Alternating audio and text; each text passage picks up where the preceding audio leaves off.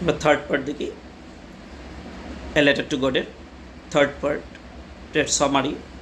এরপরের রবিবার ল্যাঙ্কো অল্প আগেই উনি পোস্ট অফিসে আইলা এবং পোস্ট অফিসে আইয়া জিজ্ঞাসা করলো যে আমার লাগিয়ে কোনো চিঠি আসেনি। তখন পোস্টম্যান ওনারে হাত বাড়িয়ে বললো হ্যাঁ আছে, এবং হাত বাড়িয়ে খুব কনফিডেন্টলি ওনারে চিঠিটি দিল।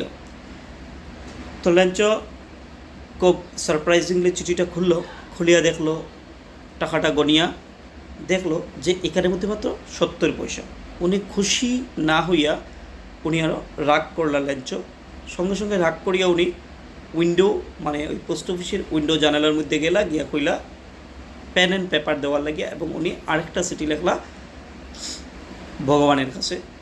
এবং সেই চিঠিটা লেখিয়া উনি এনভেলপের ভিতরে ঢুকাইয়া উনি ফিস্ট দিয়া এটাতে গাম করিয়া স্টাম্প লাগাইয়া আবার পোস্ট অফিসের মধ্যে ছাড়ার সঙ্গে সঙ্গেই খুব ইন্টারেস্টিংলি পোস্টম্যানটা দিয়ে চিঠিটা নেওয়াইলা এবং নিয়া খুলিয়া দেখলা যে ওইটার মধ্যে লেখা আছে কইসইন ল্যাঙ্কয় ভগবানকে আবার কইরা god of the money that I asked for only 70 পয়সা wrist me.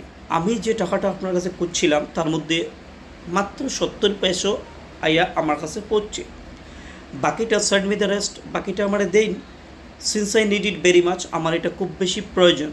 But don't send it to me through the mail, এটা এই পোস্ট অফিসের মাধ্যমে আমারে পাঠাইবা না, কারণ the post office employees are a bunch of crooks. এই পোস্ট অফিসের কর্মচারীরা একদল দালাল বা একদল ধোঁকাবাজ, যারা ল্যাঞ্চের কইরা ল্যাঙ্কো ওনার মতে যে এই পোস্ট অফিসের এমপ্লয়িজরা ওনার আগের পয়সাটা মারি দিছে। এটাই আসল গিয়া সামারি। ওকে, আমরা নেক্সট ভিডিওগুলোতে দেখবো যে এই চ্যাপ্টারের কী ফ্যাক্টস, কোন পয়েন্টসগুলো মনে রাখতে লাগবো, এবং যেহেতু অবজেক্টিভ টাইপ কোয়েশ্চেন খুব বেশি পরিমাণে থাকে সেহেতু কোন কোন পয়েন্টস বা কোন কোন স্টেটমেন্ট মনে রাখার পরে আমরা ইজিলি অবজেক্টিভ টাইপ কোয়েশ্চেনগুলো আনসার করতে পারবো। Thank you.